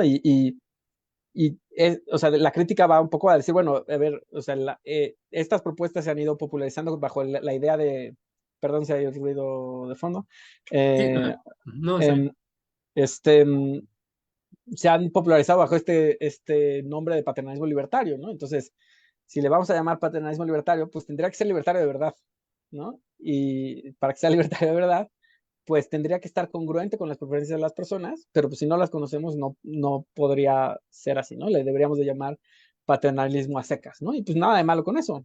Muchos de todos modos lo apoyaríamos, ¿no? Sí. Sí, no, creo que hay muchas cuestiones, ¿eh? O sea, digo, a mí me llama mucho la atención. Algo que siempre comparto yo también cuando presento estos temas, y lo comparto ahorita, ahorita ya hay participaciones, pero te lo quiero comentar antes de que se Ajá, me pase, es que, por ejemplo, siempre yo cuando tengo la oportunidad de enseñar estas cuestiones de manera introductoria, siempre enfatizo que la discusión del paternalismo libertario, para que se pueda comprender en su magnitud, hay que tener un mayor contexto de discusión política, de teoría política, sí, porque creo que a veces la gente entra, pero no conoce como la historia, la discusión, el liberalismo, ¿no? El republicanismo, y creo que hay muchos de esos elementos históricos y políticos de fondo para que se pueda captar, ¿no? Las implicaciones y la posibilidad misma del paternalismo libertario. Pero te digo, me llama mucho la atención porque creo que a veces se descuida toda esa parte conceptual, esa parte pedagógica de cómo estamos manejando esos conceptos y creo que es muy importante y creo que lo que presentaste acá hace un poco la diferencia en eso y bueno, digo, también lo aplaudo, ¿no? es, Pero bueno, vamos a vamos darle a... la palabra mm, aquí a las personas porque pues bueno, levantó muchísimo interés. A ver, nada más déjenme ver, la primera persona, Alejandra, adelante, por favor. Gracias. Pues muchas gracias. Le diría que su conferencia fue muy interesante, pero fue mucho más que interesante. Creo que la palabra no alcanza. Y sobre todo esta discusión que hacía usted sobre este límite que no conocemos aún, sobre en qué momento de verdad estamos haciendo un bien o bueno, no un bien sludge a un notch, me llevó a pensar si ha considerado usted o el concepto o la idea de el bien común, digamos, en este ejemplo que ponía, es un poco truculento tal vez porque, digamos, con dos opciones, en el primer ejemplo que ponía sobre los cigarros, tal vez pensándolo desde un punto de vista de, no sé, todos los costos que vienen de que muchas personas fumen y que se enfermen y que el sistema de salud después tenga que lidiar con ello, podría ponerse como es mejor que la gente no fume en general, que claro, no se haga daño, que no le cueste después al país, pero también lo pensaba tal vez desde el otro lado que mencionaba como no hacer lo que no te gustaría que te hagan y poniendo el ejemplo de Estados Unidos, ¿no? Que recientemente está modificando sus políticas para que el aborto sea ilegal allá. O sea, no me gustaría que en algún punto alguien pensara, bueno, es que es por el bien del país, por el bien común, que las mujeres sigan teniendo hijos, ¿no? Entonces, no sé cómo podría introducirse esa idea del bien común, pero me parece muy interesante todo el debate que hace, sobre todo el punto en el que usted está de plano diciendo que es prácticamente imposible revelar las preferencias de cada consumidor o de cada persona. Y a ese respecto me gustaría, como personalmente, aportar que a mi parecer muy particular, yo, Alejandra, sí, sí, el límite estaría en el momento en el que se modifica un comportamiento personal, pero no por la búsqueda de estar mejor o incluso de este bien común o de la posibilidad de tener un mejor escenario personal a largo o corto plazo, sino en el consumo. Digamos, en el ejemplo de las donas que ponía, en el momento en el que usted come una dona porque alguien quiere que consuma una dona, porque al 7-Eleven le ok, conviene o lo que sea, creo yo que por ahí va el límite. Pero bueno, por supuesto, escuchar sus conclusiones en el próximo sí. seminario va a ser muy revelador. Sí, muchas gracias, Alejandra. Digo, sí, esta idea del bien común es súper importante porque además eh, habla de, digamos, la respuesta liberal a esta idea, que es, digamos, si uno ve, por ejemplo, en el libro sobre la libertad de John Stuart Mill, o sea, justamente él plantea el límite de la intervención del gobierno, o sea, el límite de la libertad individual cuando empieza a afectar a los demás, ¿no? Entonces, sí, como dices, claro, o sea, el gobierno podría intervenir en un mal hábito de alguien, no nada más el cigarro, sino otras cosas, las drogas, cosas así,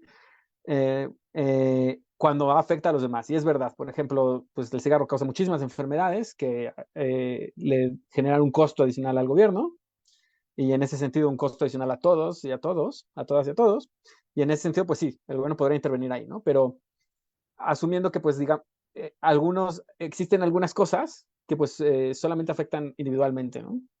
Y quizás, por ejemplo, esta idea de los costos que uno le impone a los demás por un mal hábito, pues se podría resolver a través de un impuesto, ¿no? Como se resuelve en muchos países a través simplemente de un impuesto, no necesariamente utilizando la economía del comportamiento, ¿no? O sea, yo súper fan de utilizar el economía del comportamiento, eso es a lo que me dedico, ¿no? Lo que quiero es, un poco como Luis Enrique, tengo la preocupación de que a veces se utiliza indiscriminadamente la economía del comportamiento, cuando deberíamos de dar un paso atrás y decir, a ver, ¿en qué momentos sí, en qué momentos no y cómo? ¿No? Entonces, hace poco, bueno, hace algunos meses estaba en una conferencia sobre políticas públicas conductuales y había una discusión muy intensa entre profesores así, muy renombrados, sobre si podemos decir realmente que exista una crisis de obesidad, ¿no? Y un poco el argumento era lo que, o sea, digamos, esta idea de decir, bueno, a ver, o sea, digamos, la obesidad es de esas cosas en donde sí hay algunos costos sociales, pero no podemos estar seguros si las personas, pues, o sea, no podemos estar seguros cuáles son las problemas de las personas, entonces no podemos estar seguros de que existe un problema realmente. Sí podemos estar seguros de que hay personas que tienen un problema, pero quizás lo que tenemos que hacer es mejorar las dietas, no, no hacer políticas públicas que un poco medio manipulen a las personas o sin que esas personas sepan, las empujen de una manera no necesariamente transparente a opciones que no tomarían de otra manera, ¿no? Eh, y entonces, un poco, digamos, mi intuición, lo que quisiera yo avanzar en el trabajo filosófico posterior, pues es que, pues sí, yo no sé cuáles son las preferencias de los demás, pero sí sé cuáles son mis preferencias, ¿no? Y yo sé que si yo fuera adicto a la nicotina, me gustaría que alguien me ayudara a no ser adicto, ¿no? Y entonces, en ese sentido, podría en algún sentido justificar algún tipo de intervenciones, ¿no? Sí sé también que no me gustaría que intervinieran en mi vida de muchas, o sea, de maneras, no me gustaría que me manipularan, no me gustaría que me mintieran. Y entonces, pues, la economía del comportamiento tendría que tener ese tipo de reglas, de restricciones, ¿no? Que afortunadamente, pues, hay personas que ya están pensando también en eso, ¿no? Pero muchas gracias por el comentario. Creo que ahora Francisco. Francisco Almonacid, adelante, Francisco. Hola, buenas tardes a todas las personas presentes. Yo tengo algunas dudas. Bueno, lo Sí, primero, sobre lo que comentaban de, digamos, como esta diferenciación en los conceptos, pero sobre todo lo que mencionaba el doctor Luis y ya en otras partes, en otros espacios se ha discutido, que lo que se necesita es hacer una ruptura epistemológica, digamos, de entrada, para tener claro el lenguaje que se utiliza dentro de la economía del comportamiento, que no es necesariamente lo que las personas que diseñan política pública es lo que entienden o el lenguaje que ellos utilizan. Tampoco es el que se utiliza de manera cotidiana por las personas, mucho menos el que utilizan la gente que se dedica a escribir información en medios, mucho menos aquí hay economistas, hay personas de otras disciplinas, tampoco entendemos lo mismo ni utilizamos el mismo lenguaje ni con la misma intención. Por esa razón es que es necesaria una ruptura epistemológica. Que ya, además, a lo siguiente, cuando se diseña, es que, bueno, yo no estoy tan de acuerdo en que se utiliza la palabra intervención, porque de entrada es como una aplicación por extensión del discurso médico, que sí justifica intervenir cuerpos cuando está de por medio salvar la vida de una persona. Fuera de eso, no hay otra razón que lo justifique. Eso nos lleva a pensar que cuando se diseña algún tipo de aproximación para atender algún problema que se requiera, por ejemplo, de las herramientas de la economía conductual, pues ahí podemos ver que en algunos casos es necesario que se diseñe alguna política pública, en algunos casos es necesario interactuar con jueces, en algunos otros casos con algunos servidores públicos, no sé, gobernantes, etcétera, algunas otras veces directamente con las personas o con la industria privada. Entonces, creo que eso también es bien importante señalarlo. Pero mi principal duda es la siguiente, porque ya mencionaban por ahí en alguna parte de la exposición la preferencia por el presente.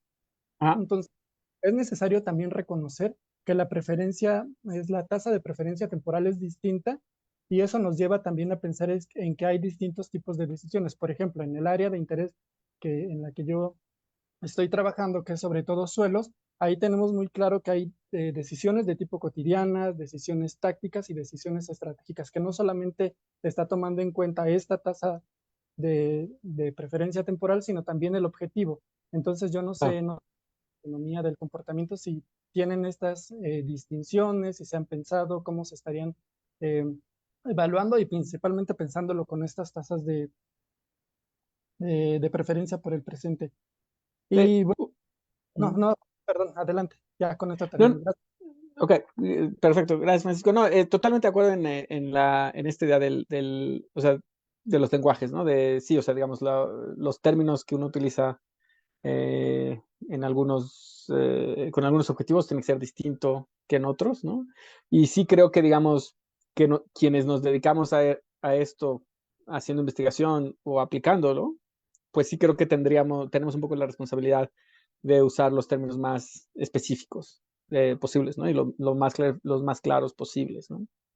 Nunca había pensado esto sobre el que menciona sobre lo de la palabra intervención, pero me parece muy interesante, entonces lo consideraré también. Eh, por otra parte, sobre el sesgo por el presente, digamos, ahí el problema es que, o sea, ¿cómo es, o sea, por qué eso es un sesgo y por qué eso podría considerarse quizás como un error, ¿no? Eh, dejando aparte todo lo que platicamos, ¿no?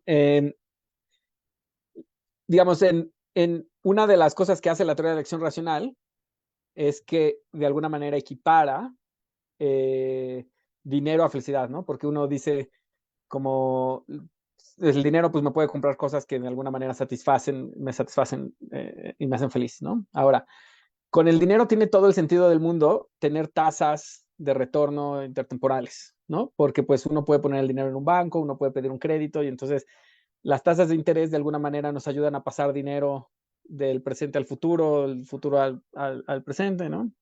Y entonces ahí hay como una tasa de descuento como natural, financiera, ¿no? Sin embargo, el problema viene de también hacer como una tasa de descuento en cuanto en cuanto a la felicidad o en cuanto a la satisfacción, ¿no?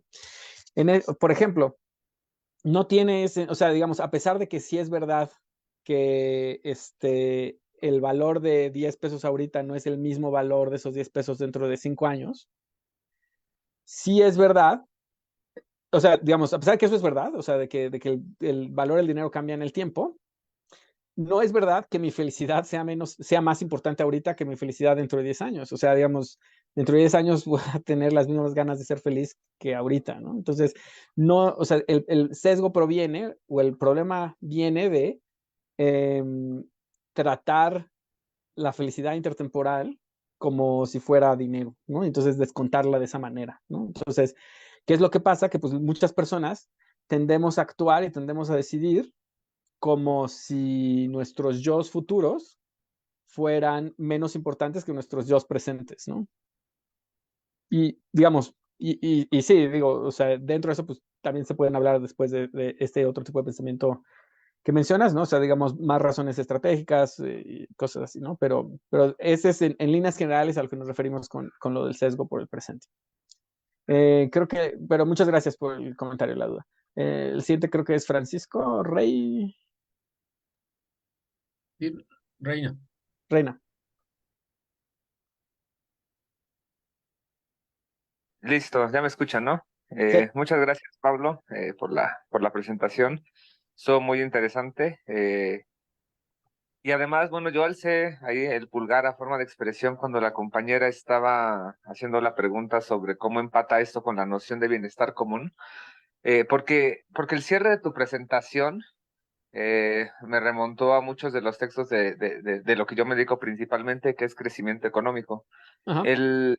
La noción de la regla de oro está presente en los textos de crecimiento económico, y varios de ellos, ahí por si te interesa y luego te puedo pasar algunos, hacen un rastreo de cómo llega esta noción a la economía en general y cómo se hace un rastreo incluso con la Oye, Biblia, ¿no? O sea, oye, eso me interesaría muchísimo, sí, por favor. o sea, el rastro así más claro es un libro que se llama The Golden Rules of Economic Growth, de un ganador del premio Nobel, de Edmund Phelps, que escribió por ahí de 1956, y él hace un rastreo de cómo a partir del Evangelio de, no me creas cuál es el de los Sí, apóstoles, pero creo que es San Mateo, se hace un análisis de cómo es que se puede ser un buen católico, ¿no? Y el resumen es que la mejor forma de ser católico es amarte a ti mismo como amas a Jesucristo, pero a la vez amar a tus semejantes como te amarías a ti mismo, y se hace un sí, sí, triángulo en el que todos nos preocupamos por todos,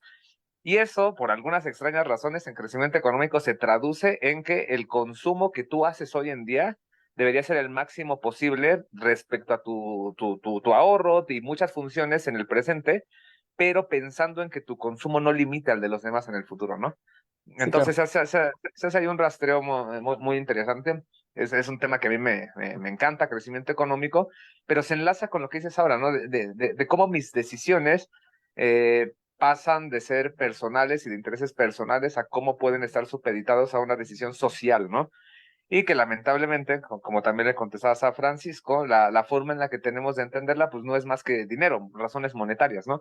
Sí, Patrones de consumo y cantidades de consumo en específico, ¿no?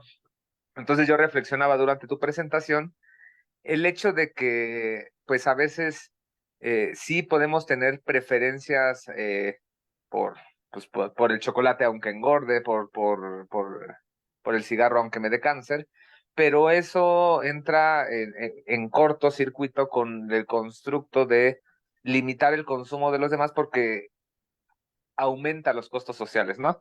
Ahora, esa es como de la noción final que manejabas, ¿no? Pero concuerdo totalmente en que se levantan supuestos a veces no necesariamente pues, justificados en el hecho sí, de que eh, sea una decisión de preferencias, ¿no? Porque yo pienso, bueno, en el ejemplo de los chocolates, ponías el ejemplo de un chef que quiere un chocolate, ¿no? Pero sí, también en las comidas azucaradas, en las bebidas azucaradas, puede ser que la preferencia sea por la inmediatez de la comida y por el tiempo claro, que tú tendrías que emplear para cocinarte algo más sano, claro. y la disponibilidad del tiempo que tienen las personas dado la cantidad de trabajo que tienen en el día, ¿no? Entonces, ahí coincido totalmente, ¿no? Entonces me gustaría, hay que, si pudieras complementarnos un poco de si existe o no ese lazo social, y también encadenarlo con la otra cuestión de cómo estar seguros, ¿no? Sí, De que funciona o de que no funciona algo. Ahí yo pienso que cualquier tipo de política económica, no solo conductual, sino cualquiera de ellas, está regida por principios probabilísticos, ¿no? O sea, claro, no es que con una política vaya a incrementar el empleo, ¿no? Sino que tú generas condiciones en las cuales es más probable que el empleo aparezca, ¿no? Entonces, en este mismo sentido, no es que vayas a hacer que con políticas de ahí escondiéndole los cigarros a la gente o cambiando los cigarros digo, los chocolates por fruta, no vas a hacer que seamos menos obesos o menos fumadores, ¿no? Sino que generas una condición en la que sería menos probable que lo seamos. Y entonces, al meter ese compuesto probabilístico, nos abre la puerta a decir, bueno, si no funcionó en el mediano plazo, pues entonces la cuestión no era un sesgo, no era un error, como manejando los dos conceptos, ¿no? No es esto, sino que puede ser que el origen de lo que pensábamos de la obesidad de las personas no es porque estén mal informadas del consumo calórico, ¿no? Sino que, y empiezas a pensar en otra serie de orígenes de esa obesidad que quizá ya no tengan la solución por la vía conductual, ¿no? Entonces, asumir que somos la única vía también es un error, ¿no? sí. No, muchas gracias por los comentarios. La verdad es que te agradeceré mucho si nos puedes compartir después también sobre la liga entre la regla de oro en ética, en filosofía, con cómo fue que llegó a la macroeconomía, porque es verdad que la macroeconomía utiliza, digamos, idea de la regla de oro, aunque los modelos de crecimiento tengo la sensación de que se refieren a algo ligeramente distinto, pero ahora que lo mencionas respecto a esto del consumo, me parece que sí, tiene esa liga, ¿no? O sea, en ética, o sea, mi obsesión del último año ha sido la regla de oro, entonces podría aquí hablar mucho tiempo, pero no tanto desde la economía, sino más bien desde la filosofía, ¿no? Y como dices, es verdad que la regla de oro es súper interesante porque se puede rastrear no nada más en el cristianismo, sino básicamente en prácticamente todas las religiones, ¿no? Y de hecho en la ONU hay un mural con muchas imágenes de distintas religiones, un poco diciendo pues que ese es un principio moral, se podría decir quizás un poco casi universal, ¿no? Entonces me interesa a mí mucho cómo es que podemos aprovechar esa amplia aceptabilidad de un principio moral en políticas públicas, ¿no? Y en particular en este caso, como para poder decir, bueno, o sea, no debería yo implementar una política pública que yo no estaría dispuesto a que me implementaran a mí, ¿no? Que ahí uno tiene que hacer muchas precisiones, ¿no? Pero digo, eso ya es otra cosa, ¿no? Pero sí te agradeceré muchísimo si nos compartes literatura sobre esta liga entre la regla de oro en ética y en economía, ¿no? Por otra parte, y entonces, sí, o sea, creo que eso nos ayuda también a esta parte de ligar esto de lo social, ¿no? En las políticas públicas conductuales, en donde sí, o sea, al final, digamos, es posible justificar la intervención del gobierno a partir de, bueno, los costos que se generan en los demás, por ejemplo, en sistema de salud, en seguridad, cosas así. Sin embargo, ahí habría que pensar, bueno, o sea, eh, el, eh, hay otras herramientas más tradicionales, ¿no? Como mencionaba hace rato Alejandra, pues están los impuestos, ¿no? Ahora, ¿por qué? Es una crítica aparte que no mencioné ahorita en la presentación, pero digamos, también está la crítica a la economía del comportamiento de que, bueno, quizás la economía del comportamiento medio que infantiliza a las personas en el sentido de que, pues no, o sea, digamos, no siempre es tan directa, ¿no? Al decir, yo gobierno creo que te deberías de comportar de esta manera, ¿no? Sino que a veces funciona más eso, escondiendo los chocolates o poniendo una imagen fea o dando un role model, cosas así, ¿no? Entonces, ahí ya entraríamos en una discusión más de carácter moral sobre, bueno, preferimos un gobierno más, digamos, directo, ¿no? Que ponga impuestos, que ponga castigos, o preferimos un gobierno, vamos a decirlo, más suave, que imponga empujones, ¿no? Y ahí digo, es una discusión de la filosofía política, de la filosofía moral, pero que es un poquito como, o sea, que sería necesaria, creo, en ese siguiente paso, ¿no? Pero digo, me encantará después. eh, eh, Aquí mencionan en el chat, sí, que un mundo feliz o 1984, ¿no? Sí, exacto, o sea, digamos, ese es el temor de muchas personas respecto a la economía del comportamiento, ¿no? Que es un tema, digamos, yo como economista del comportamiento, a pesar de que hoy podría parecer como que critico mucho la aplicación, en realidad, digamos, a eso es a lo que me dedico, ¿no? Pero simplemente quiero dedicarme a eso de manera responsable. O sea, creo que, sí, o sea, ese es el temor de muchas personas, ¿no? Que un gobierno más manipulador, ¿no? Y creo que sí, es necesario que la sociedad y los economistas del comportamiento tengamos una discusión sobre cuáles son los límites ahí, ¿no? Creo también que en los últimos años hemos aprendido dentro de la disciplina que la efectividad de este tipo de políticas, pues tampoco es que sea mayúscula, es a veces más una manera de implementar mejor políticas públicas más tradicionales, ¿no? Entonces, digo, creo que no es necesariamente fundado o totalmente fundado el miedo, pero es una discusión importante a tener, ¿no? Perdón que te interrumpo otra vez. Ahí en el chat te dejo una cita de un texto de crecimiento económico que yo utilizo con mis alumnos, que por suerte está en español, Ajá. donde muestra el texto de Phelps y que más o menos de dónde viene, y sí le atiné, Perfecto. si era Mateo. Mateo, perfecto. Entonces, Súper. la estoy terminando de copiar y ahora que esté el compañero David hablando ya, Vale. ya lo tendrás, ¿vale? En Muchas el chat. gracias, Francisco. Sí, muchas gracias. David, Hola, doctor. Buenas tardes. Muchas gracias por su plática. Me gustó gracias. mucho y tiene como aristas en un montón de áreas. Entonces, solamente como digamos, partiendo de su conclusión que tenía que ver con la regla de oro, pues es obvio que se trata, digamos, de como una forma no filosófica del imperativo categórico kantiano, ¿no? Y ese imperativo categórico lo que tiene como problema es que primero asume que todos los sujetos son o tienen, digamos, como una especie de base común, como una subjetividad Mm, trascendental. Como su antropología filosófica es asumir que los demás, en las condiciones en las que yo estoy, actuarían de la misma forma, ¿no? Y eso es mm, lo que lo dota de su carácter universal. Pero mm, creo que el problema tiene que ver con que eso es falso, ¿no? Es claro. decir, eso, digamos, es una antropología filosófica que Mm, tendríamos como que probar metafísicamente, ¿no? mm, Y eso está bastante complicado. Pero el problema en el fondo es creo que es como la falta de información. Es decir, claro. el caso que usted ponía, digamos, de la persona que fuma, en realidad la falacia de consecuencia falsa sería asumir que esa persona se está haciendo daño sin considerar el caso particular de que esa persona en realidad fuma porque eso lo inspira y entonces las ganancias que obtiene con su trabajo creativo son mayores a las que va a los costos en su salud. Entonces, digamos, asumir a priori que todas las personas que fuman, digamos, hacen daño a su salud, etcétera, ¿no? Claro. Entonces, digamos, ahí lo que está de fondo es un problema de salud y, perdón, un problema de información.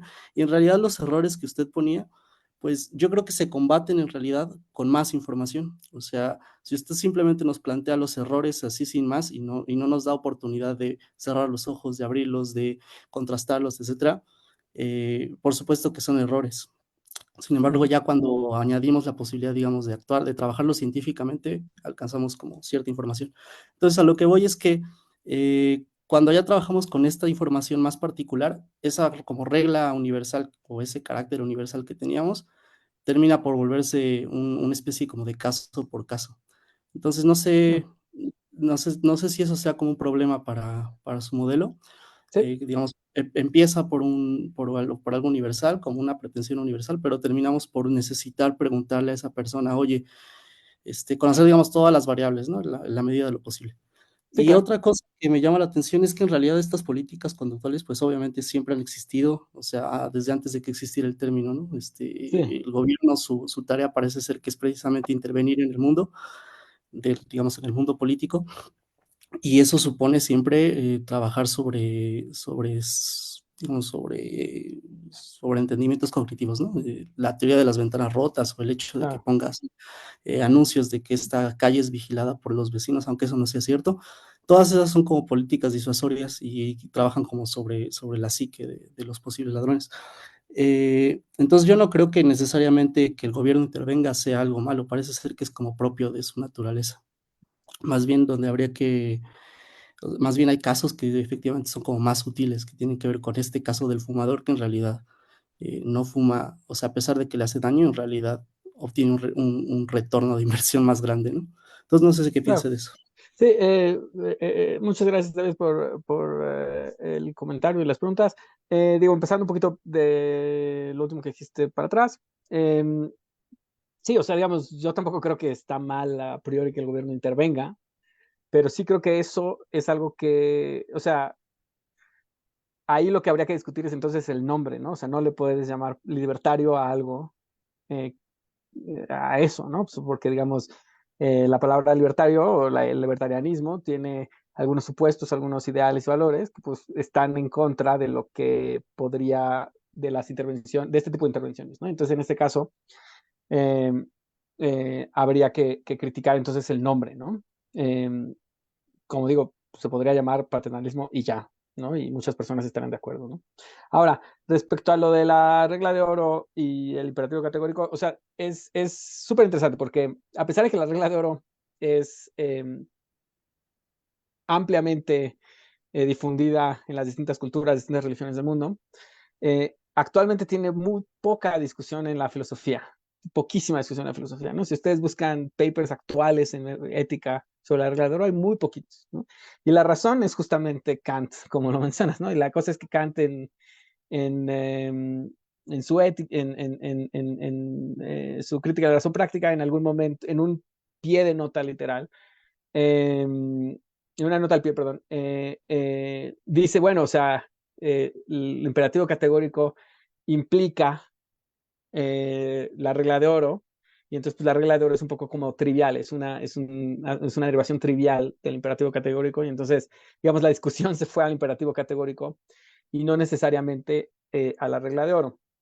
Ahora, yo creo que realmente no, o sea, no es necesariamente así, ¿no? Porque creo que cuando o sea, es cierto que el imperativo categórico asume que existe un universalismo en los valores, ¿no? O sea, digamos, el imperativo categórico asume que todos deseamos lo mismo, y en ese sentido, por ejemplo, asume que todos lo que deseamos es una vida larga, sana y feliz. La regla de oro es más como una técnica para tomar decisiones morales en donde no podemos tener toda la información disponible, ¿no? Entonces, la regla de oro, o sea, parte de mi trabajo meramente filosófico, ¿no? Lo que me gustaría proponer, ¿no? Es que la regla de oro es más un poquito como un heurístico moral, no tanto como un imperativo moral, ¿no? Entonces, lo que quisiera es un poco disociarlo. Ya estamos convirtiendo esto en un seminario de filosofía, pero 30 segundos. Lo que quisiera es un poco disociarlo del imperativo categórico para proponerlo simplemente como decir, bueno, a ver, si hay situaciones en las cuales yo no puedo saber, yo no puedo tener toda la información, yo no puedo saber cuáles son las preferencias de los demás, pero voy a hacer lo mejor que pueda hacer en esa situación. Y lo mejor que puedo hacer en esa situación es actuar respecto a las preferencias que sí conozco, que son las mías, ¿no? Y puedo utilizar mi racionalidad, mi empatía, la información que tengo sobre los demás para ponerme en la medida de lo posible en su perspectiva y tomar una decisión respecto a eso, ¿no?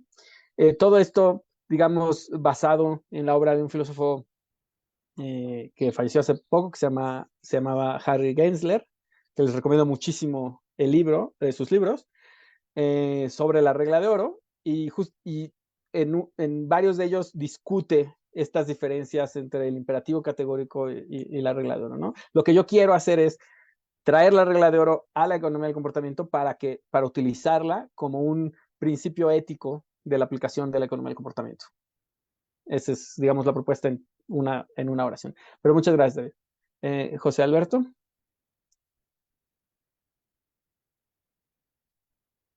Hola, hola. Me perdí un poco entre tantos conceptos, pero bueno, se me hizo muy interesante tanto tu participación como todos los comentarios. Eh, pues creo que sí, sí, o sea, sí es como que fundamental entender hasta dónde alcanza la responsabilidad tal vez de los gobiernos o de los mismos individuos, porque bueno, o sea, planteándonos varios ejemplos que han surgido, por ejemplo el de las Afores, ok, sí es cierto que se necesita una planificación para el retiro, pero principalmente es porque el sistema de retiros del gobierno no es eficiente. También podemos hablar, por ejemplo, en el tema de salud, que las medidas o los empujones que se usan para disminuir el tabaquismo o los productos de alta cantidad de azúcares, pues también va orientado a que el IMSS no puede cubrir o sea, el gobierno se ha dado cuenta de que pues nos sale más caro como que el costo de las enfermedades que el buscar la promoción, la disminución de estos productos, aunque no ha sido como que de manera muy efectiva, porque pues también es entender como que hasta qué punto llega la responsabilidad de los individuos y hasta qué punto el gobierno puede trabajar como papá gobierno. Porque, bueno, este, algo que lo he relacionado mucho es como las campañas de desplastificación, que empezó como que con estos temas de los popotes, que es como que, oye, tú ya no pidas popote, o sea, cuando te ofrezca un popote en el restaurante, di sin popote, por favor, que fue un hashtag muy utilizado. Pero ya después fue como que, oye, pero ¿por qué lo bajamos hasta los consumidores finales? O sea, tu restaurante deja de estarles poniendo el popote en la mesa. O sea, es como ver quién tiene la mayor responsabilidad y hasta qué tanto, o sea, porque es como de, no, es que el consumidor final es el que tiene la última decisión Claro. porque pues, tenemos la concepción de que somos realmente libres de tomar decisiones. Pero ¿qué pasa? O sea, por ejemplo, hice un comentario de que, ok, hemos tomado al gobierno como actor principal de la toma de decisiones, pero las empresas tienen muy incrustado este comportamiento de, bueno, de los sesgos, todo lo relacionado en la cuestión del consumo, y lo tenemos muy normalizado. Entonces, ¿quién realmente es el que debería estar aplicando la regla de oro? Sí, muchas gracias, José. Lo que tocas es otra de las críticas posibles a la economía del comportamiento, em, o a la aplicación de la economía del comportamiento en políticas públicas, ¿no? Porque también quizás hay que hacer la diferencia entre la economía del comportamiento y su aplicación en políticas públicas, ¿no? La economía del comportamiento es parte de una ciencia social, la aplicación en políticas públicas pues forma parte digamos, sí, la administración pública, ¿no? El management público, ¿no? Entonces, y esta crítica es lo que en la literatura ahora en los últimos años se ha llamado la diferencia entre los nudges S y los nudges I, ¿no? Entonces los nudges I son un poco los empujones individuales, como lo que te digan, di no al popote, ¿no? Los nudges S sería como la intervención de decirle a los restaurantes, oye, no pongas los popotes, ¿no? O sea, los nudges I son del nudge individual y el nudge S es el nudge sistémico, ¿no?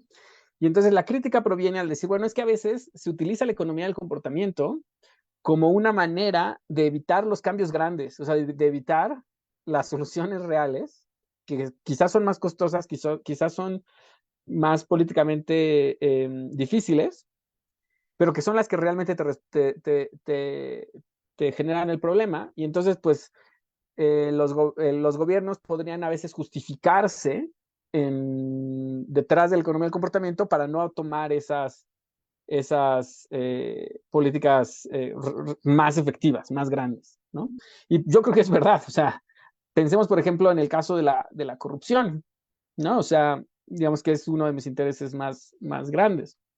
O sea, digamos, en mi investigación personal, me dedico mucho a cuestiones de ética desde la perspectiva de la economía del comportamiento, en particular sobre la corrupción. Entonces, la corrupción es un problema enorme y es un problema lleno de muchísimos problemas, ¿no? O sea, la palabra corrupción es más como es un concepto paraguas, ¿no? Entonces, para resolver la corrupción, no podemos tener la esperanza de que se resuelva a nudges, a empujones, ¿no? O sea, los empujones van a ayudar a poner el terreno, ¿no? Y van a ayudar a implementar algunas políticas, pero es claro que para resolver el problema de la corrupción tiene uno que tomar estas grandes políticas públicas más sistémicas, ¿no? Que es llevar, o sea, en el ejemplo que mencionas, José, pues sí, o sea, una opción fácil para el gobierno es intentar cambiar el comportamiento individual, cuando en realidad lo que se tiene que hacer es quizás mejorar el sistema de salud en general, ¿no? Entonces, eh, pues esa, digamos, una vez más, esa es una de las muchas discusiones que se tiene que tener cuando se aplica la economía del comportamiento, que es, no deberíamos de aplicar la economía del comportamiento como una manera de evitar aplicar políticas públicas quizás más grandes, quizás más costosas, pero que pueden tener mayor efectividad, ¿no?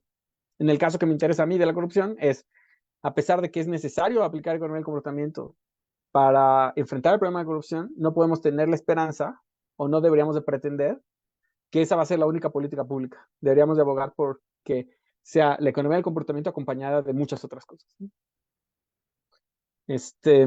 Pero sí les recomiendo, hay un paper de hace un par de años que se llama así Nudges S, Nudges I, en inglés, que seguramente, o sea, que habla directamente de este problema. Edgar. Hola, ¿qué tal?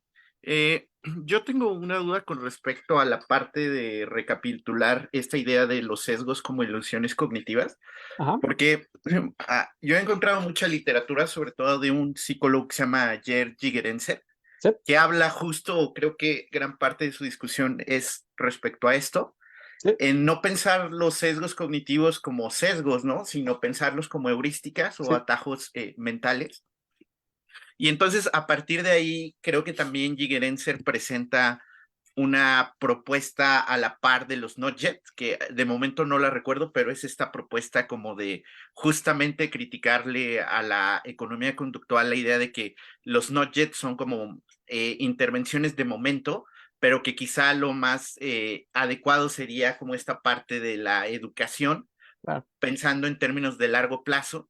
Entonces, teniendo en cuenta como estas perspectivas, quizá ahí también un poco de la crítica que se le puede hacer a la economía conductual es seguir pensando un poco en la parte normativa de el modelo de elección racional, ¿no? Y qué tanto estas alternativas como, por ejemplo, las propuestas de Herbert Simon sobre racionalidad acotada o las propuestas del mismo Gigerenzer sobre racionalidad ecológica pueden en sí representar contrapuntos o quizá más que contrapuntos, puntos de intersección entre ambas posturas, pero de fondo como sí criticando o problematizando la cuestión normativa, ¿no? Que viene Claro. incluida en la teoría de la elección racional y que pareciera que están asumiendo los economistas del comportamiento también, la están dando por hecho, ¿no? Claro.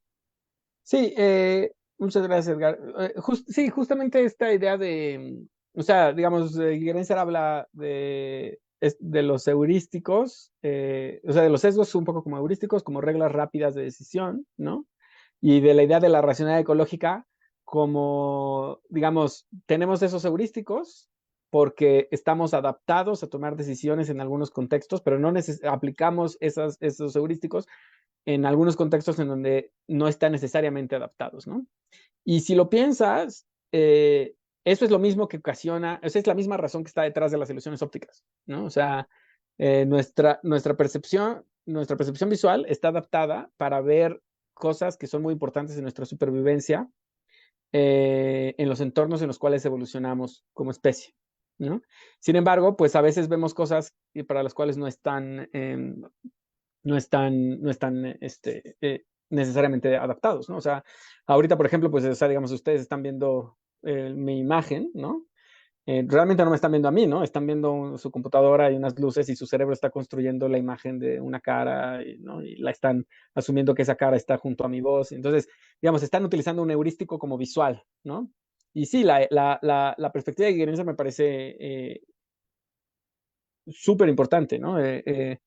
Porque creo que es justamente él quien hace esta liga entre, entre las ilusiones las ilusiones ópticas un poco como heurísticos visuales y eso permite pensar en los sesgos como el tipo de heurístico de decisión, ¿no? Em, y puede haber otro tipo de explicaciones que igualmente enriquezcan nuestra comprensión de estos fenómenos, como lo mencionas, la racionalidad acotada de Herbert Simon, o creo que hace 2 semanas estuvo Josafat por acá, ¿no? Que pues él trabaja mucho esta cuestión de hábitos, ¿no?